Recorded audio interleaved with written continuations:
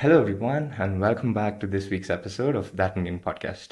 So today's episode is for anyone standing at the edge of a big decision and wondering if they should play it safe or take the leap.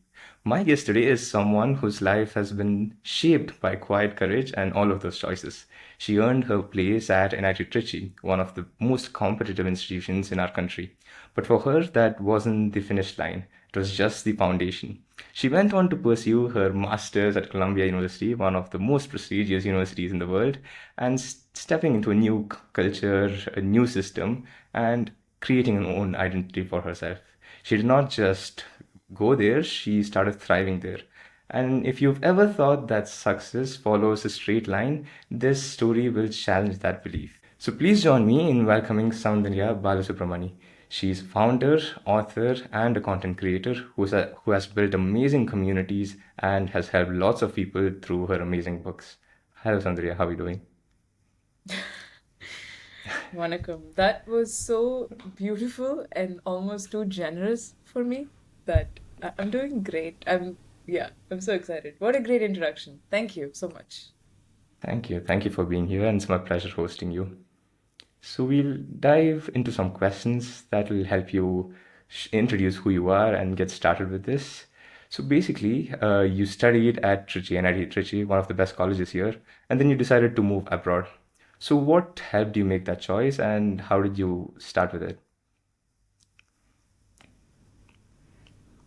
Studying abroad was always my goal. In fact, the opening of my first book, Admitted, says something as follows. It says, I don't remember a lot of decisions in my life or why I made the decisions. I do remember small moments, like the first time I had gelato in the US, in Seattle.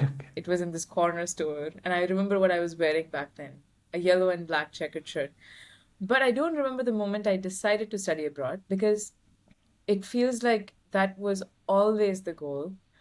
I can't remember a time when that was not the goal. However, the conviction to pursue this pathway just amplified when I came to the US in 2016 through a scholarship program called SN Bose. They Okay. funded the whole thing. They took care of Oh, flights, accommodation, they paid a stipend, and I got a chance to spend a summer in the US at University of Wisconsin-Madison.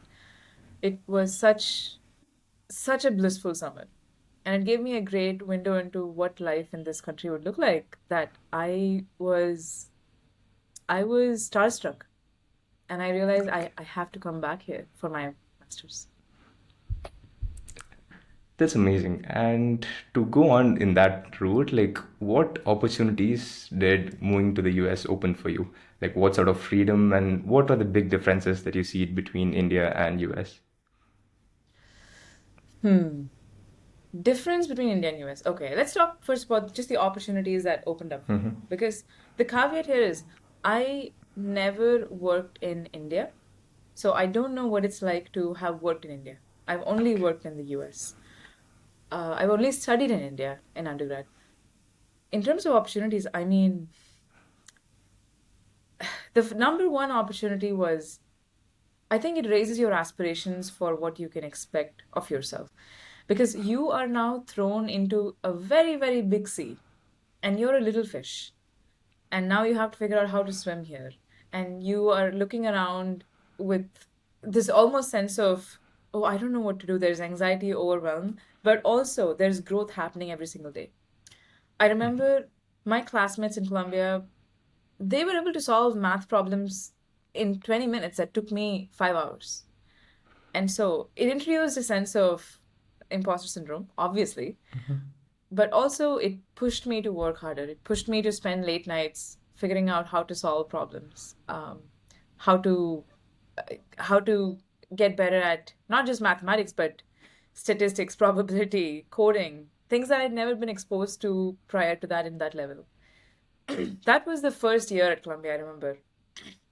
But also, US showed me that you with great risk comes great reward.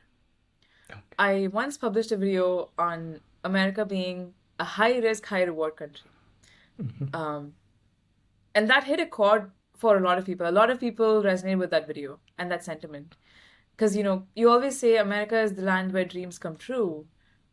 But in that video, I put forth this thought that I don't think that's true. I think the truth is it's a land where you fight like hell to make your dreams come true because there's so many obstacles set in your way. And that's a good thing because a great life requires you to push yourself. If you want to have lived a life of no regrets or minimum regrets, and you want to have done great things, created art, created companies, and put out ideas, it's not going to happen if you live a comfortable life where you do the same thing every single day. And so I think America is a country that really personifies this idea of with great risk comes great reward. So I know that didn't really answer your question, but I just No, wanted no, to, put that forward. no, that's amazing. That's a topic we recently talked about. Like, always pushing yourself outside the comfort zone is where actual growth lies. And I think moving to the US really pushed you into that zone where you kept constantly challenging yourself and kept trying out new things, which is really important for your growth. That's amazing. And you briefly got into this part, but I want to reiterate on that more because when we talk about moving to another country, moving to the US or moving abroad, people always think it's an amazing thing. There are no negatives, there are no hidden costs to it. So I would like to know what your experience was. Like, what was the actual hidden costs that you didn't know before moving there, and how did you overcome those? Yeah, great question. And it's not that people don't think that there are hidden costs, they don't know. It's hard to know what you don't know. It's like telling someone, "Hey, there's 27 alphabets in the English language. How can you not know the 27th?" I don't know. All I know are 26 alphabets. So it's the same with moving to a new country. You possibly cannot anticipate what's going to come, but hopefully you listen to podcasts like this and you hear people who've gone before you and they share what it's like for them. Um, I don't think I did that much research into the hidden costs before I came to the US because it was very rosy back then. You get an admit, you're just so excited to go to this new place and start a new life. You don't really think about things that's going to bring you down. I wasn't worried about visas back then. I was not thinking about all the ways that healthcare could be a problem. But in terms of hidden costs, the number one hidden cost was immigration for me. I've been very public about this in the last 5 years, especially, or 3, 4 years. Uh, I wanted to quit my job and become a solopreneur since my first year at Salesforce. But it wasn't clear to me how I would do that from an immigration standpoint. How can I just quit my job? My visa is literally tied to the employer. So I began to discover and just read about legal immigration and the different pathways out there. I came across the O1 visa at sometime 2021. I applied in 2022, got a denial that was pretty crushing back then. Then I refiled in 2023 and got the approval through my own company. So that was one major hidden cost. If only I had known about the O1 since day one, since I entered in 2017, I could have probably got it a few years earlier. The second hidden cost I would say is just the cost of starting over from scratch again. I mean, you have to invest a certain amount of time and energy into building a community if you're going to a new place. It's not going to automatically happen for you. And I was someone who liked to start over a lot back then. I liked to keep moving cities. I was in New York, then I was in Seattle, then I uprooted my life one day and moved to SF. And the last Okay. few years, I've been kind of a nomad, traveling between India, US, and other countries. Um, but it comes at so much cost. You lose an anchor when you're constantly starting over that way. You lose a sense of familiarity and being around the same people. There's so much joy in seeing the exact same people every week. I've realized now. Um, so yeah, the cost to novelty is this loss of familiarity that you have in your life. And other hidden costs, getting a job was much harder than I thought, even 7 or 8 years ago. I'm sure now it's even more hard for people, given the layoffs that happened the last few years. But even back then, I remember networking. was not even in my vocabulary. What does that mean, networking? The first time I came to the US, I had to attend this networking event, dress up, wear a suit, be very formal, take a printout of your resume. Um, but I remember walking into the room and feeling terrified. What am I supposed to do? I am an introvert. I mean, now I know how to be an extrovert. I'm much more confident. I know how to command a room. But back then, I was such a scared soul that I would walk into the room and just stand in the corner and not do anything. I wouldn't know how to approach someone. And even when I approached, I would always be thinking, okay, how can I get this person to refer me to the company? It was just a lot of missed opportunities. So many things I would have done differently if I was doing it today. That's an amazing answer. I think a lot of people would resonate with that, even if they did I hope not so. go through it themselves. But it's amazing. One thing I want to talk about is something you've always advocated for. It's that you should know what a country has to offer you. The very same country can offer multiple things, different things to different people. And you should know what you want from a place. You should know what you want from a country and only invest that much amount of time and effort once you know that. I would like to know what you actually think of that and how should people understand what they can get from a country. And there's also a point where you actually stop, where you think that this is what this country has to offer. If this does not align with my aspirations, maybe I should not go here. So, what do you think of that, and how would you answer that question? Um, how do you think about what a country has to offer? Yeah. And And where do you know how to stop? Like, it's such a tough decision because of sunk cost. Once you've come to the US and you've put so much money, time, effort, blood, sweat, tears into this new place, it's very hard to leave it. And I do think money plays a big part for a lot of people, including myself. Um, After making the kind of money you probably make in the US, it's not easy for someone to leave that and go back to, let's say, India, where you probably won't make 2 crores a month. Sorry, 2 crores a year. Sorry, what am I saying? Not month. Um, but making 2 crores a year in the US is more common, I would say, than not, especially if you're working in tech and if you're working in big tech. Um, so I'm still figuring out the answer to that question, honestly, Jay. I've talked about this a lot out there, but I haven't made a decision of where I'm going to settle down. And I'm hoping that I don't have to make the decision for a while, that I can keep traveling back and forth. Because right now what I do is I spend 75% of my time in the US and 25% in okay. India. And fortunately, my visa allows me to do that. Um, Hopefully I can keep doing it for a few more years before I have to decide, okay, like now we have to decide where to settle down. But I still don't know which location that's going to be. Maybe it's a completely new country. Maybe it's neither US nor India. It could be Australia. It could be UK, Europe, Switzerland. Who knows? I'm open to the possibility. That's great, and that's absolutely fine. Uh, Now, I would like to. This is something that a lot of audience would know. Like, you've always focused on academics. You were the gold medalist at NIT Trichy in your department, and then you excelled in academics in US also. So, how important was this, and like, how where do you draw the line? There's often a line between burnout, grind, and where you balance life and go and enjoy. So, how important was academics in your journey, and how do you define this boundary for yourself? Hmm.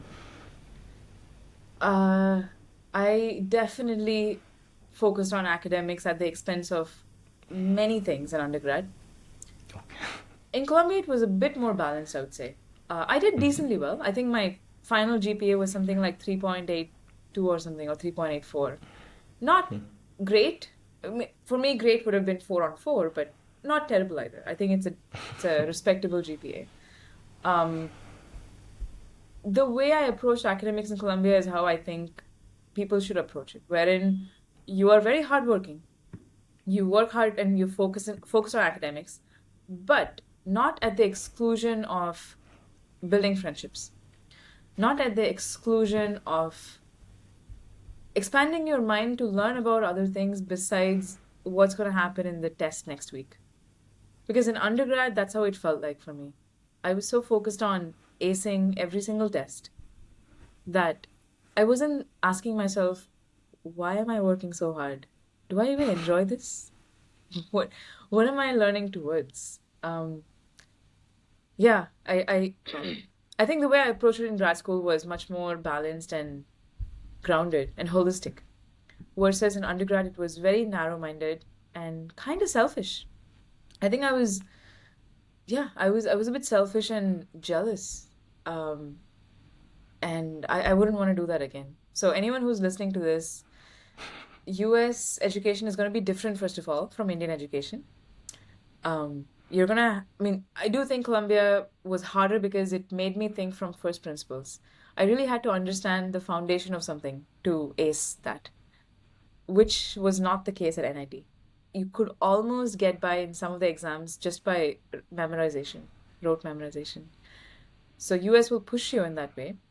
But I also think it's a beautiful thing that it'll push you. It will really make you only pick subjects that you're excited about.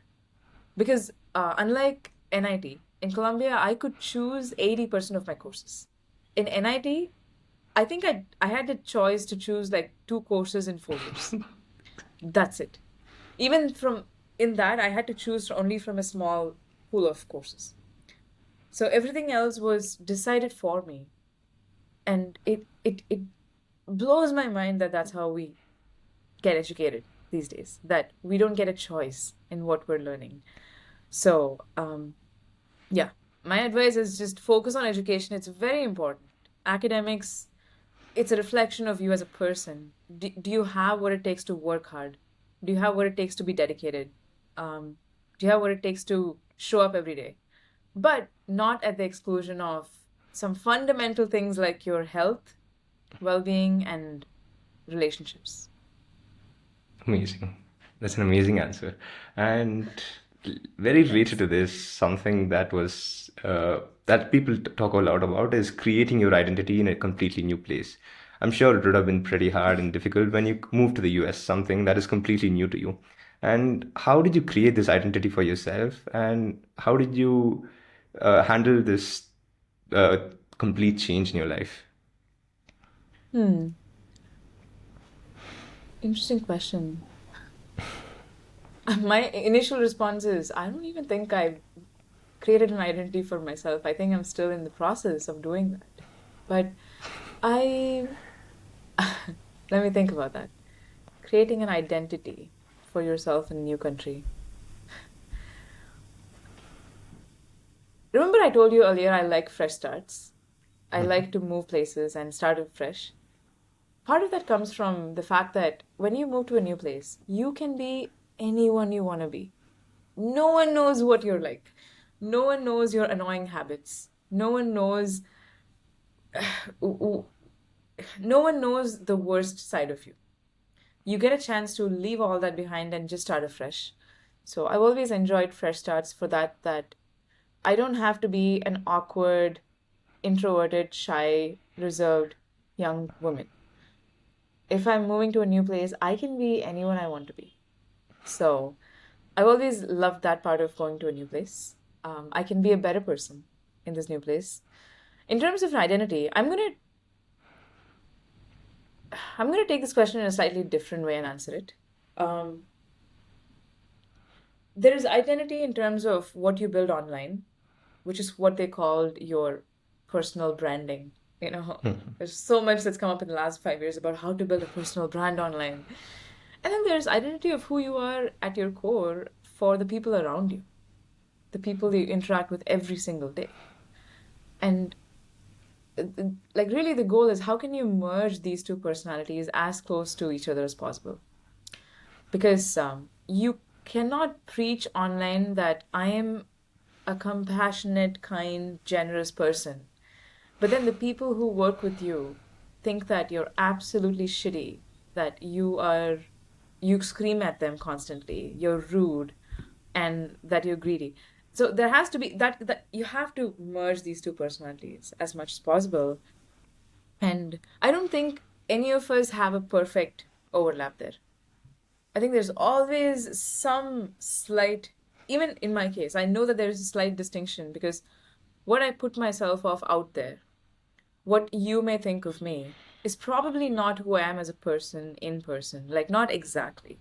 Because what you see out there is the best of me. I'm not showing you the worst of me. I'm not showing you the moments when I have been angry at someone, when I have said something hurtful to someone. I'm only talking about all the moments where I got an award or where I got chosen for this, where I made this much money and so on. So I think identity, in terms of what you just said, like people should strive towards merging these two as much as possible. And yeah, I do think creating an online persona is important. I don't think everyone needs it. I definitely don't think you need it to succeed in life. Not at all. But if you do put in the effort to create an identity online, it will give you rewards in many ways in the future. For example, this podcast. I don't think you would have reached out to me if I hadn't put out content out there for a few years now. I think you reached out to me because you liked something that I did and you thought maybe she could be a valuable person to share insights. So, yeah, I mean, now this is creating a memory for us that I'm going to remember for a long time. And it happened because I put content for a few years out there. That's great. That's great. Now that we're talking about this personal brand and like personal identity that you're creating for yourself, something that I've noticed you talk about is this idea called the zeroth impression. The impression that someone has of you even before you walk into the room. So even Right. before the first time I talked to you, I knew you were this person. I knew you could talk about this. I knew you were amazing at these things. So how do you build that zeroth impression that takes you, that shows your identity? Yeah, we talk about this. Rajesh and I, Rajesh is my And mentor, my third parent, many things in my life. We made a course together early this year on generosity, and we talk about the zeroth impression. Really, zeroth impression can be formed in two ways. One is that you see something that I put out directly from me, and you form an impression of me. Let's say you saw a video where I talked about the O1 visa, which I've done a lot of out there. And now you're thinking, oh, okay, this person knows about the O1 visa. She is talented on that very, very like specific topic. So I could ask her about that. So that's one way you'll form a zeroth impression of me. Another way is someone else tells you something about me. So someone else could come and tell you that, hey, like this girl, she talks about product management, or she quit her job 4 years ago. So yeah, it's a question of once again going back to personal branding, building the zeroth impression. Can you align the online persona of you to the offline persona as much as possible? Because then you put across a zeroth impression that is at least close enough to who you are as a person. Um, but but I've realized after being online for a few years now that some people will never know who you are. They will never understand your true intention. For example, let's say I put out a video talking about life across US and India, and I'm talking about the good and bad of both places. Someone out there is going to see that and not like it and think that, oh, look at this person, so privileged. She just because she gets to live in both places doesn't mean that I can too. So this is clearly a very privileged person, and I don't like this person. I cannot control that. If they think that, it's okay. I mean, you know that you're not a privileged person or you're not trying to come across as someone who's privileged. You know that you're simply sharing your experience, but the other person may never understand your true intention. And that's been one of the hardest reconciliations of the last few years for me of being online is that when you feel like you're being misunderstood, that someone doesn't understand your true intentions, you have this strong sense of, but I want to correct that. I want to defend myself. I want to get you in a room get you on a call and talk to you about this and tell you that no, I am not the person that you think I am. There's so much of this urge to correct the other person. But really, the kindest thing you can do for yourself and for the other person is just be okay with that. Accept it. Just tell yourself that they are a good person. Just because they don't think highly of you doesn't mean that they're a bad person. That they're also hurting. Everyone is going through their own level of suffering, and they're working with the information they have and the lens at which they look at life, which is not the same as the lens in which you're looking at life. And just wish them well and move on with your life. Like focus on creating art. Focus on putting out good ideas. Focus on helping the people you love in your life. I think that's been the hardest thing for me to figure out of being so online all the time. So anyone who's listening, who's thinking of creating content and putting it out there and growing on this this strange platform called social media, they should be they should know now itself that 1% of people out there will misunderstand them terribly, and it's okay if they do that. It's not with bad intention. Everyone's just trying their best. That's a beautiful perspective and a beautiful point of view to see that in. And it takes a lot to accept that. It takes a lot to accept that and move on. And that's amazing what you're Yeah. doing. I think you covered about this point briefly about having a mentor, about Rajesh in your life, and this is something I want Yes. to talk about. Uh, People often misunderstand and underuse the term of mentors in their life. It's how important has Rajesh been in your life, and what are the multiple ways in which he has shaped your career and life? Have you seen The Office by chance? Yeah. Oh, I'm sorry. No, I think this comes in Friends. Friends, the Okay. famous TV Okay. series. Mm-hmm. There's an episode where Chandler is now asked to move to Tulsa, Oklahoma. And Okay. then Monica initially says she'll join him and leave New York. Okay. But then she later gets an offer to be a chef in New York. And she's like, I'm going to stay here instead. So Right. Chandler is now thinking that she doesn't think he's important enough, that she's moving with him. And in that moment, she makes this, like, with her hand, she shows, it's old job, new job, you. There's this, like, comparison she draws of the fact that he is so important to her. When you asked me about Rajesh, that's the first thing I thought of is that in terms of, like, how important he is in my life, I would say all of my books, like, whatever money I've made so far,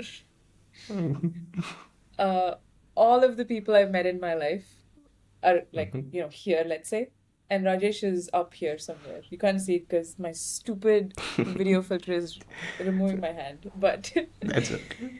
um, him and my parents, like all three of them, I think of at the same level. He was the turning point of my life. And I think he entered my life at such a pivotal moment when I needed someone like him so badly. Someone who believed in me unconditionally, who truly unconditionally loved me. It's very, people say that. People say, I'll do anything for you. People say, I love you unconditionally. But most people don't mean it when they say that. They don't mean it not because they don't want to. They don't mean it because they don't know what it actually takes to truly support, believe, and love someone unconditionally. But Rajesh showed me what that's like, and I'm just so happy that I'm not going to die not knowing what it's like to be loved by someone this much, to be cared for this much, and to be believed in this much by another human being. And since Rajesh came into my life, I've met many other people. I have a lot of, support system of people who I know truly love me, not because I'm a content creator or not because I'm making this much money or I'm a LinkedIn top voice. They don't give a crap about those things in my life. They love me because they love me as a person and the fact that I am a good person who has been there for them and love them. So I think Rajesh is the person who woke me up almost. I was sleepwalking through life till I met him. I was getting by. I wasn't happy, but he showed me that there's so much joy out there, and you should, yeah, I should feel the joy. That's beautiful. I hope everyone listening to this has a person like that in their Me lives. too. Me too. And that's something I want to talk about. It's not like you go to LinkedIn and search up for mentors in your life. If I want a mentor in my life, if I want someone to be there for me throughout my career, throughout my life, how do you go about it? Like, it's not something you search up on the internet or search up on LinkedIn, right? Nope, it's not something you can buy on Blinkit and, DoorDash. It actually takes effort.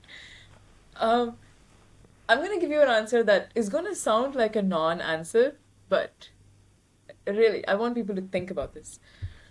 I've asked Rajesh this question that, Rajesh, a lot of people ask me, how do I find a good mentor like you? What do I tell them? He told me that you don't really find a great mentor. You make yourself findable for great mentors. It's not something you go out there and message someone about. You have to truly be worthy of a great mentor in your life. And to be worthy, you have to have a certain level of hunger to grow, to create something, to become a better version of yourself. You have to have hunger to put yourself out there. To once again, to back when I met Rajesh, I had already published my first book, Admitted. And the reason I met him was because a mutual friend of ours connected us via email and said, hey, you should talk to this person who is an advisor to my company. His name is Rajesh, and he can help you with your book. The reason he made that introduction is because I had published a book and I had reached out to him and built a relationship over 6 months. And finally, he felt comfortable enough to make this introduction for me. So you see how it I did not seek out a Rajesh in my life. So you don't really seek out great mentors. You have to be doing good work regardless. And then the right person will show up for you at the right time when you're ready. You have to be ready as well. Because I can't tell you, Jay, the number of people who I've met in life who come to me for help.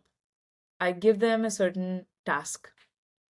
Uh, think of it like the first step towards mentorship.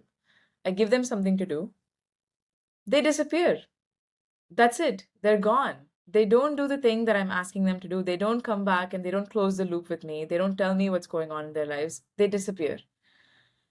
And I don't blame them because life is hard. Everyone's going through a lot. I don't know what they're going through. But you see how, if they're not willing to invest that time to take the advice and work on it and like keep me updated, then I don't really have this incentive to also keep investing time in that relationship with them. So with Rajesh, I think I'm proud of the fact that when we first met, I was just so hungry to grow, to quit my job, to build something of my own. And Rajesh gave me all the right advice, and I worked on it. I didn't just sit back and expect things to happen. I actually worked my ass off to make it happen. And I kept keeping in touch with him. And once he saw what I'm capable of, he, he is one in a billion, I would say. He just was so generous and so giving of all of his help. And I was really ready to receive all of it. So it was like, it's a two-way thing. You have to fit like a glove. And for that to happen, you need to be ready to receive great mentorship from someone. So I know it's not like a hack of, oh, go to LinkedIn, do this, you'll get a great mentor. It doesn't work that way. You have to be worthy of great mentorship. That's so true, and that is the best answer you can expect for a question like this, because you don't have a roadmap to get something like this, No. right? And I hope it Yeah. helps all our listeners and me. Like, thank you for that. And something that I want to talk about after this is all the leaps of faith you have in your life. There were multiple points where you had major shifts.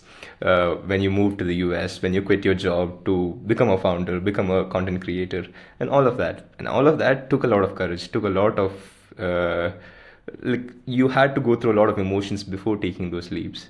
And how did you handle that? And how do you have that confidence to do it?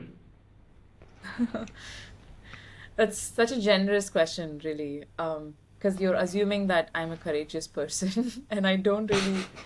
I think I've shown acts of courage at certain points in life. Um, I am still shy to call myself courageous as a person. In those moments, honestly, courage was really disguised. Sorry, desperation was disguised as courage. When I quit my job, it was the easiest decision ever because I was so desperate to quit my job for 2 years that I was just waiting for the chance where my immigration was sorted that I could just quit now. So I don't know. When people ask me, how did you have the courage to walk away from this much money and this stable job? I'm thinking, oh, this was the easiest decision ever. Because I was thinking, if I don't quit my job, I'm going to regret this 10 years later. I'm going to stay in this job that I don't like, that doesn't fulfill me, that gives me no meaning. And 10 years later, I'm going to wake up and have this bucket of regrets of things I wish I'd done. And that scared me much more than losing the paycheck right now. So I think people just, to be truly courageous, you have to have a very long term lens on your life. I'm still getting there, to be honest, because I'm still motivated by short term gains. The fact that I'm a content creator honestly tells you that I'm looking for short term gains in some way, because I'm looking for something to reach a certain number of people. I'm not thinking long term. So I really try to keep the content creation part of my life to a minimum as much as possible. I think it's wonderful. It's helped me a lot. But I try to keep the time I spend on my content creation is less than 15% of all the time I spend on other things. Um, so I guess that's my first point is if you want to navigate a difficult decision, think very long term. Like think on your 50th birthday, 60th birthday, when you're looking back on your life, what is something you wished you had done when you were 25? And I bet you that if you put that question in front of people, a lot of them would say, I wish I had taken the leap. I wish I had taken this risk. I wish I'd quit my job. I wish I wrote that book. I wish I started that company. I wish I moved to that country. No one's going to say, oh, I wish I had stayed in a very comfort zone and I never left it. I wish I was just lazy and not worried about taking risks. Like, no, I don't. I think most people won't. I mean, I can't predict everyone's answer. So that really helped me to be courageous in those moments. And of course, Rajesh and people like Rajesh in my life, because you need someone to lean on when you're freaking out. These decisions like moving to a new country, quitting a job, starting something, writing books, they're hard things, man. I was just chatting with one of my close friends before this call, and we were talking about how we both have been going through this self critical phase the past week. I've been having a pretty bad week, to be honest, where I was very critical of myself. I've been feeling like I'm not good enough. I'm not where I want to be. There's some feeling of failure almost. Um, and we were just talking to each other and telling each other how what we're doing is fundamentally hard. Writing a book is hard work. Moving to a new country is hard work. Looking for a job as an international student in a market like this is hard work. So you have to accept that what you're doing is fundamentally hard and it's going to have hard days. And the best thing you can do is lean on each other in those hard days. Talk to someone you who hopefully is there for you. Which is why I've come to realize that the best thing people can do for themselves is invest and build a net of people. Right now I can confidently say there's at least 10 people I can call up and talk to anytime during the day if I need help. And I know they'll be there and I know they care about me. I think if we all just focus on building 10 people in our lives who we can confidently trust and rely on. Everything else is just 10 times easier. That's great. That's an amazing way to put it. And I hope all of us build a network like that. And something that you've talked about a lot are your books. And your first two books, Admitted and Unshackled, you've talked about a lot about them. But I would really like to talk about your upcoming book, Thousand Days of Love, which I understand is more personal, which I understand is more reflective of your life. So let me talk about that. Yeah, thanks. It's a novel, first of all. It's not Okay. nonfiction. It's not a memoir, Hmm. although I know people may think it could be, but it's not. I've taken inspiration from some real life experiences that have happened, and I've taken inspiration from characters in my life, people I've actually met. Okay. But it's my first try at fiction. Okay. I wrote fiction when I was in college. I wrote sci-fi back then, but that's all the fiction I've ever written in my life. So it's been very challenging. The so the novel is called Thousand Days of Love. It's a beautiful story. It's not a love story, but it's a story about love between this 25-year-old immigrant woman who's in the US, who is lonely, lost, and depressed. And she meets this man who is in the last few years of his life because he has a chronic illness. And it's this just beautiful story of the extraordinary bond that they form between each other. It's like a father daughter bond that they form and how they change each other in these 1,000 days. Obviously, it's inspired by Rajesh. That's how the whole project began. I wanted to write something for Rajesh, but along the way, I decided to make it fictional and just introduce a lot of drama, characters, and stakes, and just create this like world that people can escape into. Um, I it's been the hardest thing I've done so far, I gotta say. In terms of pushing my intellectual like boundaries. Um, and the funny part is the last month especially has been very hard with the book because I thought I was done. But based on some of the feedback I got, I realized, oh, I still have some ways to go. It's not there yet. It's not good enough. So it's this feeling of you have built a product, or it's a feeling of you thought you finished the marathon, and someone comes and tells you, actually, the finish line is 20 miles away. So keep running. It's not there yet. You just feel a bit of exhaustion. So I took some time off the last month and focused on other things. And I just began working on the book again this week. Right now, I would say I'm on the fourth draft of the book. Okay. So it's going to take another 3 to 4 months before I can finish it. But and I just want to tell this to anyone who's listening and who's working on a long project. I'm not talking about writing a LinkedIn post or applying for a job. Those are like short things, easy things. But I'm thinking if you're working on a book, a documentary, a startup, um, something that's gonna, it's gonna take a lot out of you. I would just say keep at it. Don't give up. It's very easy to give up. It's incredibly hard to show up every single day and dedicate time towards it.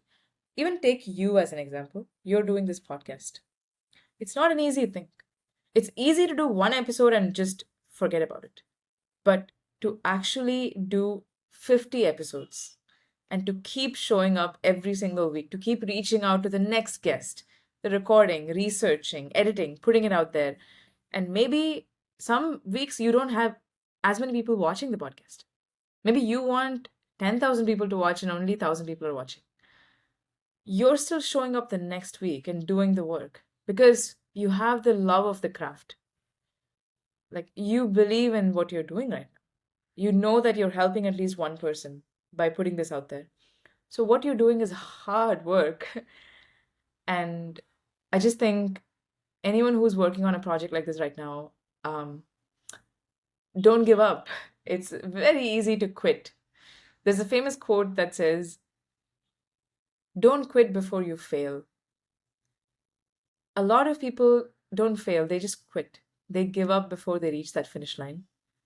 And part of what I'm telling you right now, I'm just telling to myself. It's like I'm giving myself a pep talk by telling this to your audience. So yeah, I'm just, it's hard work, man, what we do. So I hope you don't give up on this podcast. Thank you for that flattering answer. And this is becoming more of a pep talk for me rather than my listeners, but it's amazing. Thank you Me for that. too. And like, I'm telling myself all this. that's great. And I think you briefly talked about failures, and people don't often see failures as people don't often see the importance of failures in their life. So, how important has failures been throughout your journey, and like how have you handled it? Um, there's so much context around this word failure. So I want to first maybe make some distinctions because I just said, right? Most people don't fail, they quit before they fail. So if the question is, have you quit on things in your life? And how do you think about that? I have absolutely quit on many, many, many things I've started in the past that I never finished. And yeah, I'm thinking of the recent one.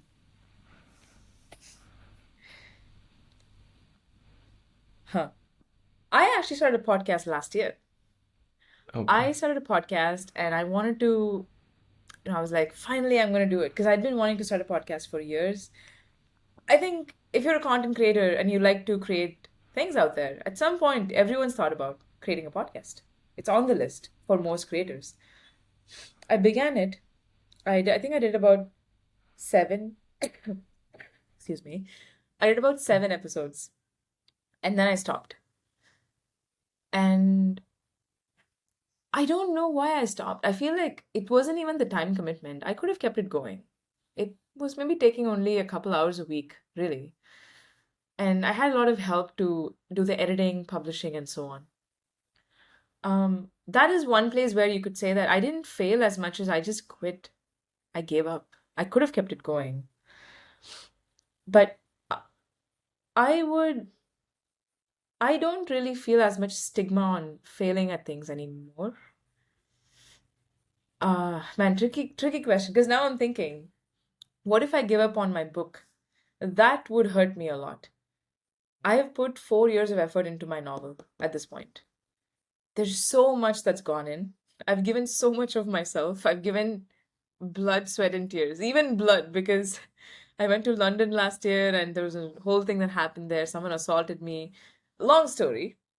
And it happened because I went there for the book to work on the book. So I've given so much to this project that if I were to give up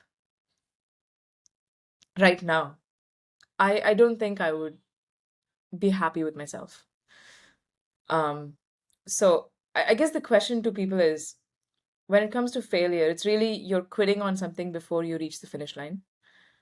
So the best thing you can do is take a step back and just take a break. Tell yourself that you'll come back to it. Like I took a break for the last month.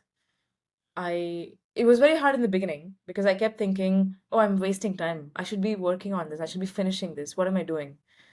But that like urgency was not helpful for the project because it's not a project that you can push because you're spending more time.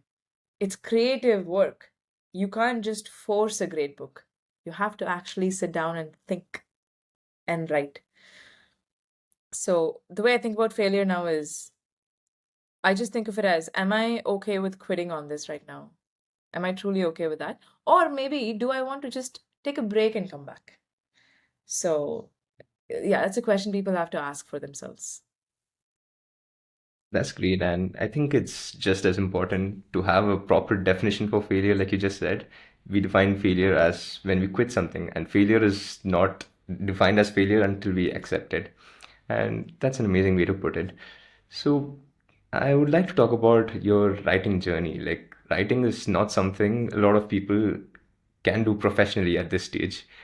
I know a lot of Yeah. people write, a lot of people have interest in writing, but it takes a lot to do it professionally. It takes a lot to put in all the effort required to write a book, like you just said. So, what systems have you built for that, and like, how do you go about your writing journey? Uh, I think each of my books have been a different process altogether. My first book was almost accidental. I wasn't even planning to write a book, but I just kept writing, and after 6 months, I had so much material. I just thought, oh, why not book? Why publish it as an article? I can make it into a book. I would say that was the least polished book because I didn't really hire a professional editor. It was just a very passion project, labor of love. Unshackled was more polished because I raised money for it. I pushed myself more in terms of researching the topics. Obviously, I can't guess when it comes to immigration. You have to be factually right. So I co authored that with a lawyer. I hired a professional editor who was fantastic, named Anayak Alcazaz. And this book, Thousand Days of Love, is definitely the one where I think I have really invested so much time and money. Not just time, money as well. It's not even the money I'm saying, the opportunity cost, because every hour I spend on the book, I'm not spending on something else. And the book has made me $0 so far. Who knows how much it'll make? Maybe it won't make much in the future either. So you don't really become an author because you want to make money. And it just, it's so funny to me because I saw this comment yesterday on Instagram, and I even chatted with this person personally, where someone said something like, they thought that I'm making a lot of money through my social media and my books and my content. And I told them, if you saw the amount of money I've made through my books, it's nothing. It's virtually nothing compared to the money I used to make at Salesforce when I was working there. And I'm not saying I've not made money at all since I quit. I have simply found other ways to make money that doesn't rely on my books specifically. For example, I raised $100,000 for my book back then. I did a book tour where I raised sponsorship from many companies. I used to run a community where people paid a membership fee. So it's just that I found other ways to, in general, make money that I don't rely on books only.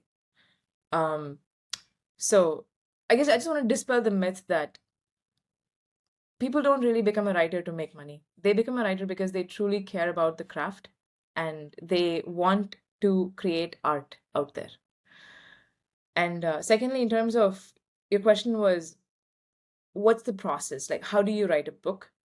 For Mm. Thousand Days of Love, I began by capturing notes for almost 3 years. For about 2.5 to 3 years, I would just capture ideas as and when they come. So I would be having a conversation like this. You might say something insightful. And as soon as the conversation ended, I would open my journal and write it down saying, oh, this is a great sentence. You could use this in the book somewhere. So I collected hundreds of ideas like that over 3 years. And around September of last year, I opened all of my idea repository and began to think about the outline for the book. Like how, because this is a fiction novel, it's not nonfiction. You have to create a plot. So I read a lot about how to create plots. I watched videos on it, I read books on it. Then I began to put something down.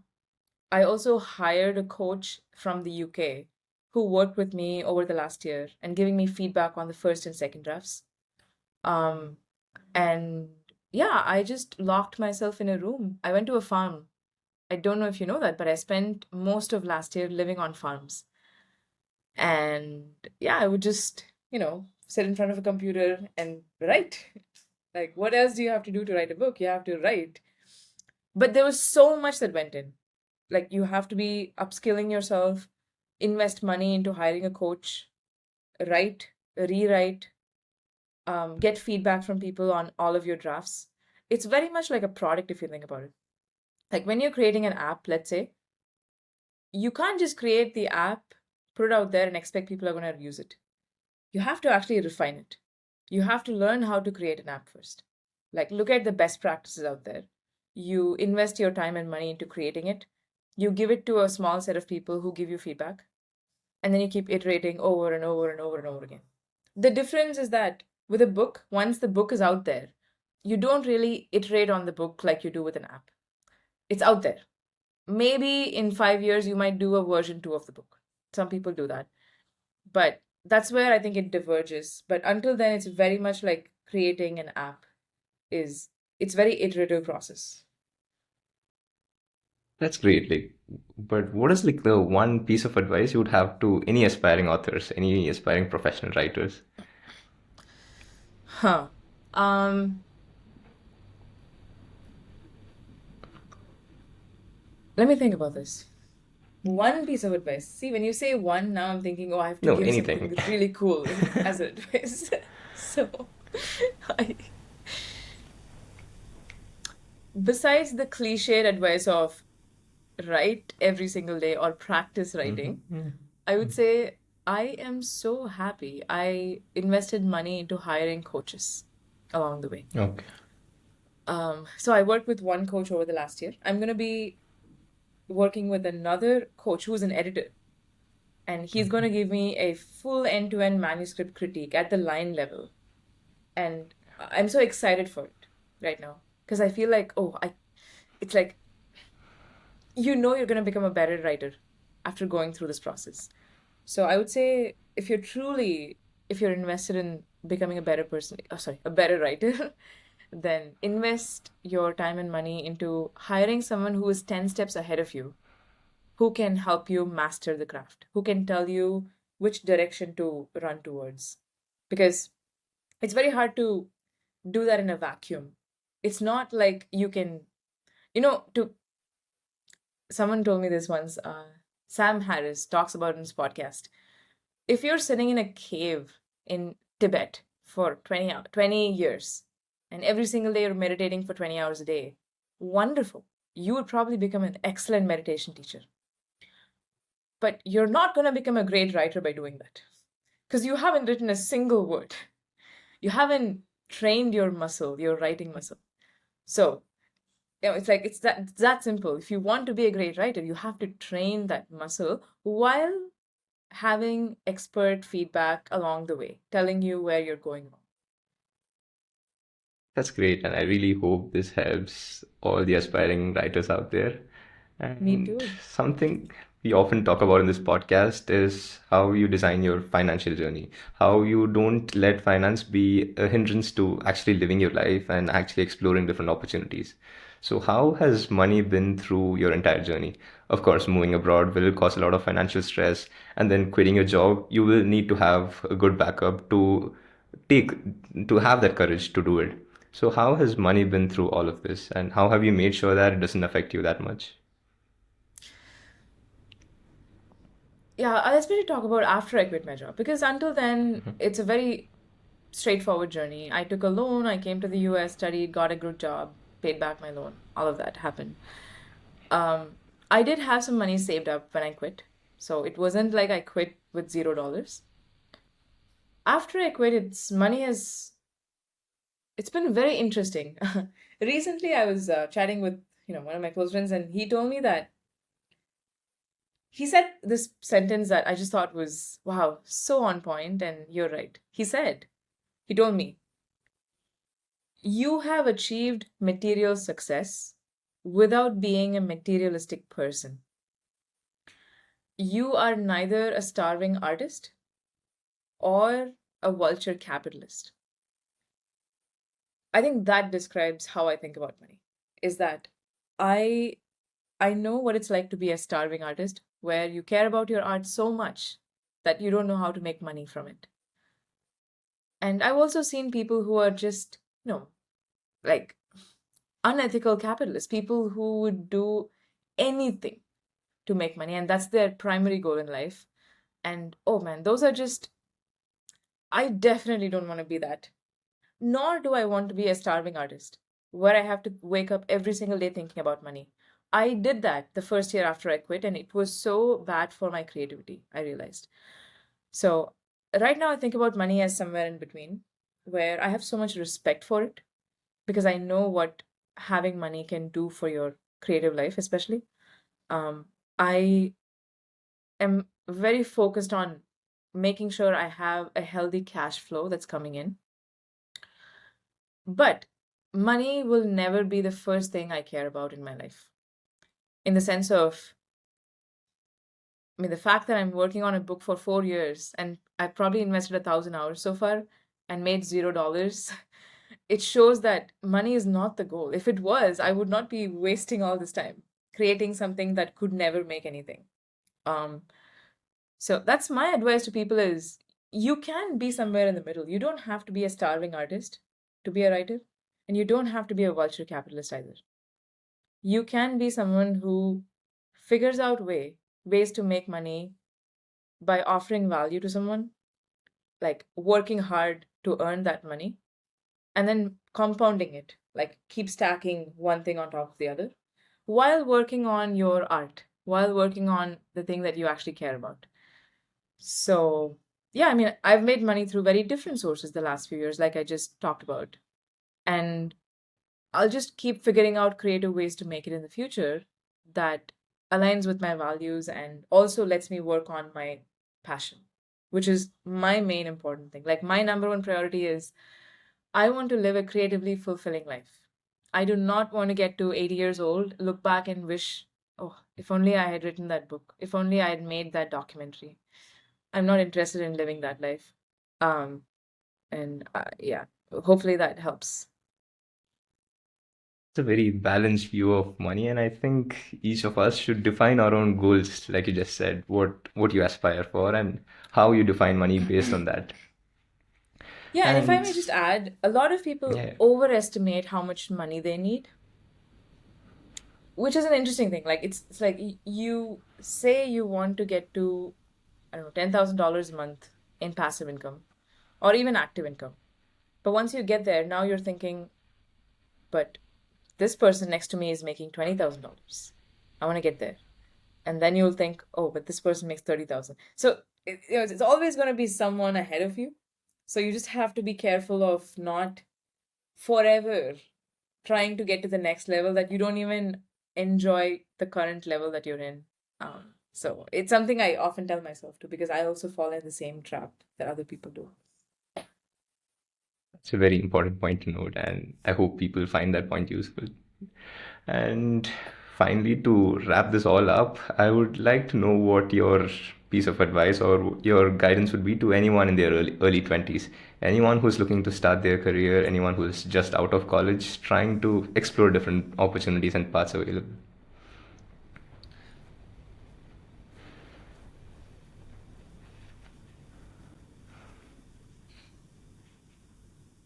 I'm thinking of two things that are equally important, for me at least. First is take leaps of faith. Have the courage of your convictions in your early 20s. Likely you're not married.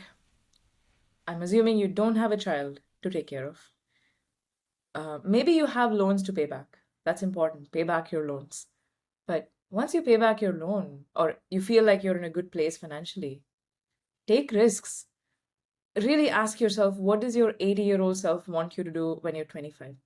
And do that. That's number one advice, I would say. Number two would be, like we discussed, it's about relationships. Make sure you have 10 people by the time you turn 30 years old or 25 years old. 10 people that you can call at any point in your days and nights, and they'll be there for you. And make sure that you're there for them. I think if you do these two things, your life will be better. An amazing way to put it, Soundarya. And thank you for giving us all these beautiful answers. And I just hope all our listeners learn at least a bit of what I went through throughout this. And this has been an amazing talk. More of a podcast. It has become a pep talk for me, and I really enjoyed it. Oh, Thank you for same to your. me as well. It's easy to give advice. I'm just like sitting in my armchair and giving advice. So easy to do that. Very hard to follow it. So I'm also in the same boat as you and everyone else. But it's been a pleasure being here, and you've asked some really wonderful questions that made me think. I think you're probably the one of the few people who've asked me about views on money, especially. So it gave me a chance to think about it myself. This is why I love podcasts. Thank you so much. Thank you so much for that. And I'll be leaving all Soundarya's socials in the description below, along with details of her upcoming book. So all of you can find more details about that down in the description below. So thank you everyone for watching this week's episode of That Indian Podcast, and I'll catch you soon. Bye, guys.